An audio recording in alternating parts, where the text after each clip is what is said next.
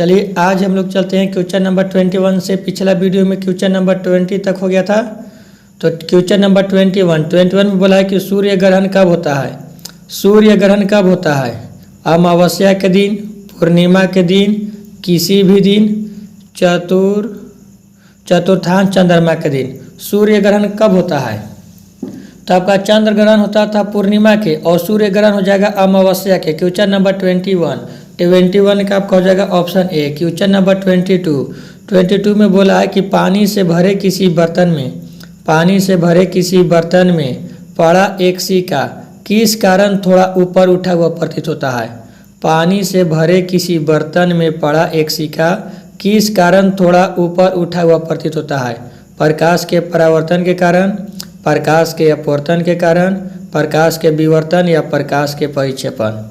तो एक क्वेश्चन आप लोग के जल्द में ही प्रकाश चैप्टर में पढ़ाए थे कि जब प्रकाश के अपवर्तन होता है, जलीय अपवर्तन, तो वहाँ पर जो सिक्का है या जो भूमि का तल होता है वह उठा हुआ दिखाई देता है। तो क्वेश्चन नंबर 22 का आपका हो जाएगा ऑप्शन बी, प्रकाश के अपवर्तन के कारण।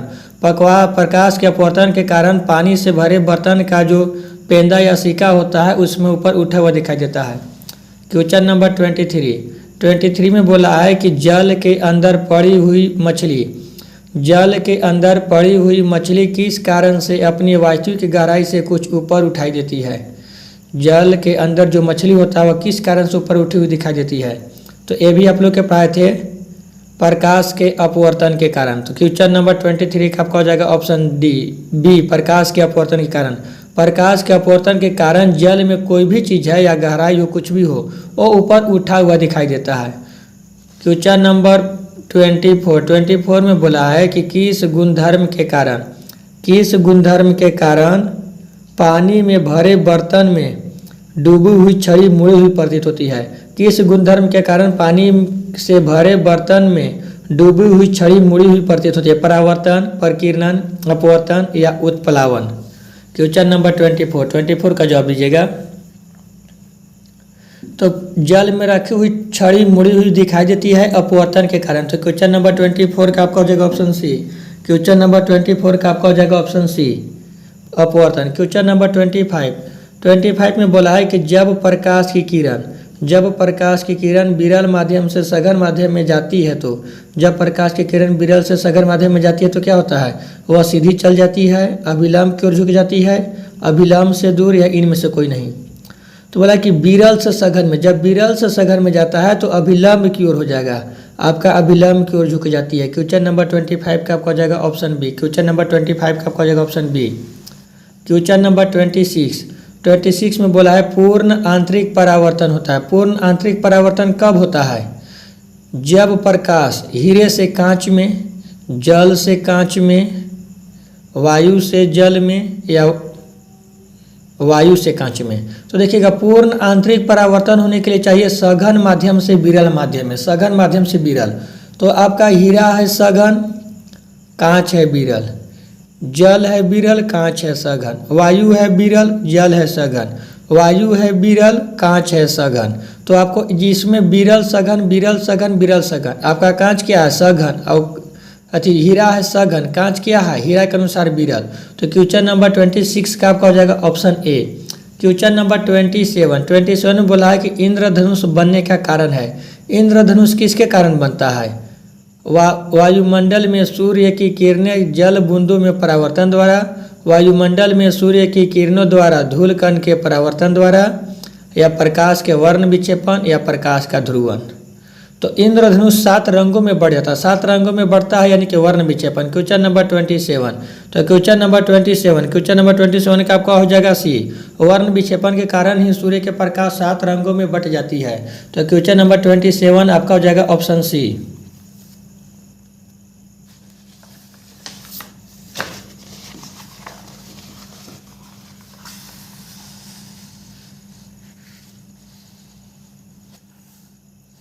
क्वेश्चन नंबर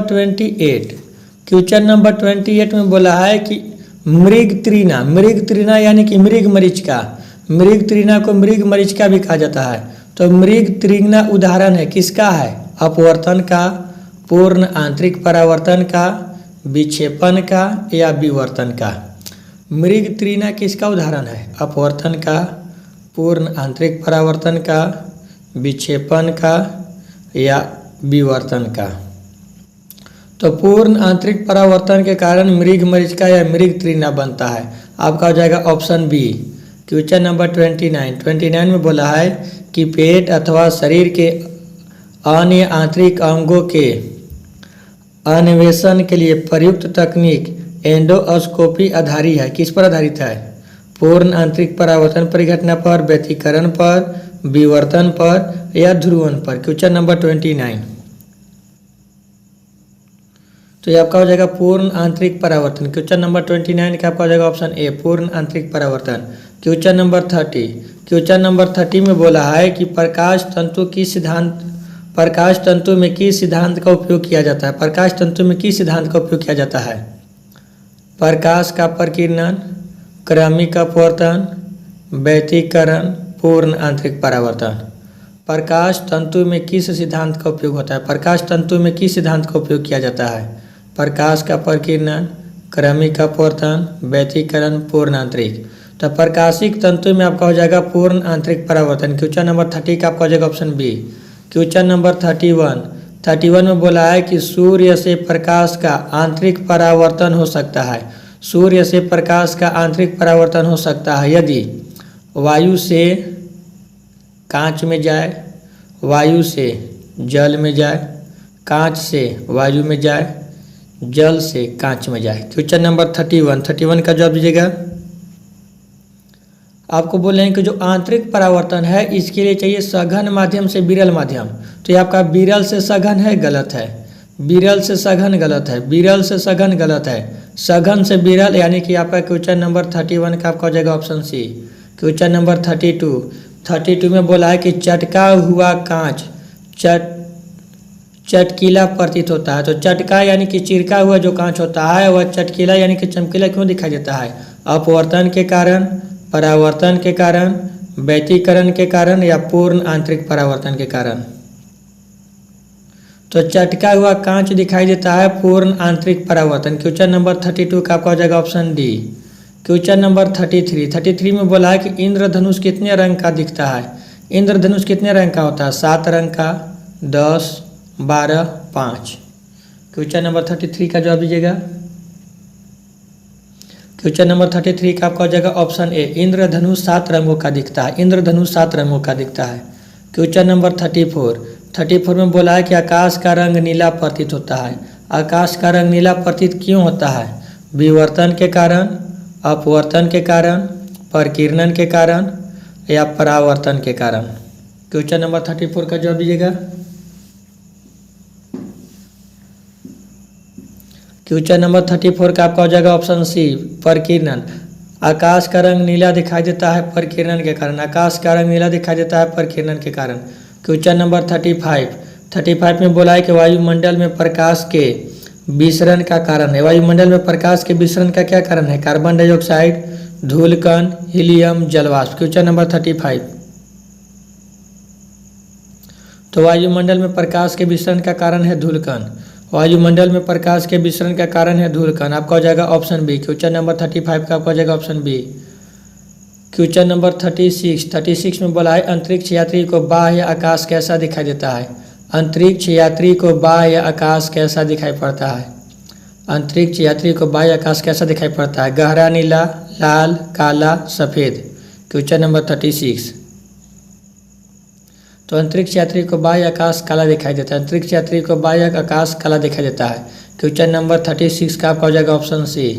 क्वेश्चन नंबर 37 में बोला है उगते एवं डूबते समय सूर्य लाल दिखाई देता है। उगते और डूबते समय सूर्य लाल दिखाई क्यों देता है? लाल रंग का प्रकीर्णन सबसे अधिक होता है, लाल रंग का प्रकीर्णन सबसे कम होता है, लाल रंग का प्रकीर्णन नहीं होता है, उगते डूबते समय ताप अधिक होता है। तो लाल रंग का प्रकीर्णन सबसे कम होता है। क्वेश्चन नंबर 37 का आपका हो जाएगा ऑप्शन बी। क्वेश्चन नंबर 37 का आपका हो जाएगा ऑप्शन बी। लाल रंग का प्रकीर्णन सबसे कम होता है। क्वेश्चन नंबर 38 में बोला है कि इंद्रधनुष में किस रंग का विक्षेपण अधिक होता है? इंद्रधनुष में किस रंग का विक्षेपण अधिक होता है? तो इसको पढ़ाए थे कि जिस रंग का तरंग दैर्घ्य कम होता है उसका विक्षेपण ज़्यादा होता है। तो बैगनी रंग का तरंग दैर्घ्य कम होता है, जिसके कारण बैगनी रंग का विक्षेपण अधिक होता है। तो क्वेश्चन नंबर 38 का आपका हो जाएगा ऑप्शन ए बैगनी। क्वेश्चन नंबर 39 में बोला है कि सूखा बालू चमकीला क्यों दिखाई देता है। सूखा बालू चमकीला क्यों दिखाई देता है जबकि गीला बालू द्युतिहीन दिखाई देता है। यह एक प्रकाशीय भ्रम है। इसका कारण परावर्तन है, इसका कारण अपवर्तन है, इसका कारण प्रकीर्णन है। क्वेश्चन नंबर 39 का जवाब दीजिएगा। क्वेश्चन नंबर 39 का आपका हो जाएगा ऑप्शन बी, इसका कारण है परावर्तन। देखिएगा, जब सूखा हुआ बालू होता है तो सूखा हुआ बालू से परावर्तन ज़्यादा होता है, जिसके कारण वह चमकीला दिखाई देता है। सूखा हुआ बालू में परावर्तन ज़्यादा होता है, जिसके कारण वह चमकीला दिखाई देता है। आपका हो जाएगा ऑप्शन बी। क्वेश्चन नंबर 40 में बोला है कि साबुन के पतले झाग में चमकदार रंगों का बनना किस घटना का परिणाम है। ऑप्शन ए बहुलित परावर्तन और व्यतिकरण, बहुलित अपवर्तन और परिक्षेपण, अपवर्तन और परिक्षेपण, ध्रुवण और व्यतिकरण। क्वेश्चन नंबर 40 का जवाब दीजिएगा। क्वेश्चन नंबर 40 का आपका हो जाएगा ऑप्शन ए बहुलित परावर्तन और व्यतिकरण, बहुलित परावर्तन और व्यतिकरण। इसे आपको संप्रकाश चैप्टर में देख लीजिएगा, वहाँ पर आपका डाउट क्लियर हो जाएगा कि व्यतिकरण क्या है। तो क्वेश्चन नंबर 40 का आपका हो जाएगा ऑप्शन ए। क्वेश्चन नंबर 41 में बोला है कि कार के दृश्यावलोकन के लिए किस प्रकार की शीशे का प्रयोग होता है।